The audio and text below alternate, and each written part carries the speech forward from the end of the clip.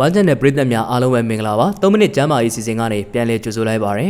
ဒီနေ့မှာဆိုရင်တော့ကွန်ရွက်ရဲ့အသုံးဝင်ပုံတွေနဲ့အကျိုးကျေးဇူးတွေဘယ်သူတွေမသုံးသင့်ဘူးလဲဆိုတာကိုမျှဝေပေးသွားမှာဖြစ်ပါတယ်ကျွန်တော်ကတော့အစီအစဉ်တက်ဆက်သူထူးထက်ပဲဖြစ်ပါတယ်ခင်ဗျာ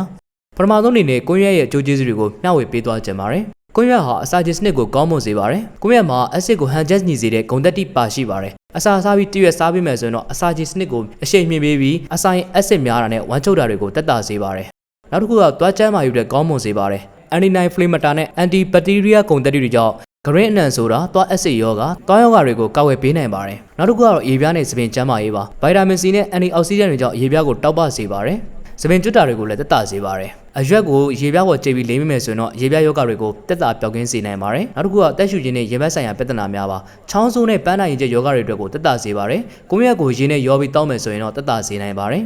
နောက်တစ်ချက်ကတော့စီးချိုယောဂထိန်းချုပ်ဖို့အတွက်ကိုအသုံးပြုပါတယ်။ကိုယ့်ရဲ့ထဲကဖလောလစ်တွေကသွေးတင်းတကြားတွေကိုရှော့ချပေးပါတယ်။လေးလာမှုတွေကစီးချိုအတွက်ကုသရမှာအကျိုးရှိတယ်လို့ဆိုပါတယ်။နောက်တစ်ခုကတော့ကင်ဆာကိုကာကွယ်ပေးနိုင်တယ်။စီးကျိတ်နဲ့ရင်သားကင်ဆာကိုဟန်တားပေးနိုင်တဲ့ဂုဏ်သတ္တိရှိပြီးတော့နှလုံးကျန်းမာရေးကိုကောင်းမွန်စေပါတယ်။ဆေးပညာရဲ့အနေနဲ့ကိုယ့်ရဲ့ကိုအသုံးပြုပြီးပျောက်ကင်းနိုင်တဲ့ယောဂတွေကတော့အစာချေပြဿနာ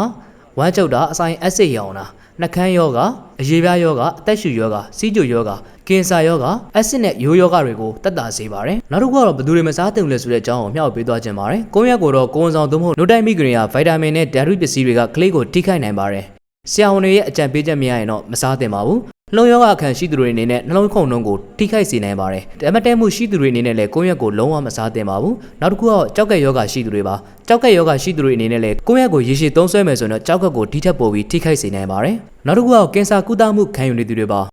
ကင်ဆာကုသမှုခံယူသူတွေအနေနဲ့ကိုယ့်ရက်ကိုလုံးဝမစားသုံးသင့်ပါဘူးအခုပြပြပေးခဲ့တဲ့အကြောင်းအရာတော့ကိုယ့်ရဲ့အကျိုးကျေးဇူးတွေနဲ့ဘယ်သူတွေမစားသုံးသင့်ဘူးလဲဆိုတဲ့အကြောင်းအရာကိုမျှဝေပေးခဲ့တာဖြစ်ပါတယ်။ One Channel ကနေအခုလိုကြိုးရှိစေမဲ့ကျမ်းမာရေးဘုဒ္ဓတာများစွာကိုနေ့စဉ်တင်ဆက်ပေးနေဦးမှာမို့စောင့်မျှော်ကြည့်ရှုပေးကြပါဦးနော်။ One Channel ပရိသတ်များအားလုံးပဲတာယာပျော်ရွှင်တဲ့နေ့ရက်များစွာကိုပိုင်ဆိုင်နိုင်ကြပါစေ။